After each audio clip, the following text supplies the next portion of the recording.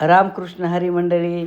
चला तर आम्ही आज देवासाठी भरपूर साऱ्या वाती तयार केलेल्या आहेत. फुलवाती केलेले आहेत, पुन्हा पाचपदरी पिळ्याच्या वाती केलेल्या आहेत. आणि आम्ही अशा खूप साऱ्या वाती करतो आणि जर ऑर्डर कुणाची आली तर करून पण देतो.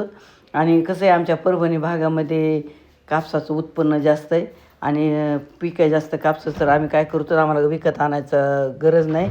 तर कारण विकतच्या वाती कशा असतात, त्या रो मशीनमध्ये पिंजून आलेला असतो, त्यामुळे वात पण चांगले ते होत नाही देवापुढं. पण ज्यांच्याकडं कापूस नाही, ज्या भागात त्यांना घेणं नाईलाजच असतो. पण आमच्या भागाकडे प्रत्येकजण असे वाती घरी तयार करून देवासाठी लावतात.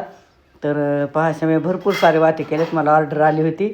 तर फुलवाती पण केलेले आहेत आणि पाचपदरी पिळ्याच्या पण वाती तयार केलेल्या आहेत. तर पहा, कापूस पिंजून सरकीमधली काढून व्यवस्थित करावं लागतो. तर चला तर मग तुम्ही पण अशा वाती करा. कसा वाटला आमचा छोटासा व्हिडिओ? आवडल्यास आम्हाला कमेंट करून सांगा. धन्यवाद. रामकृष्ण.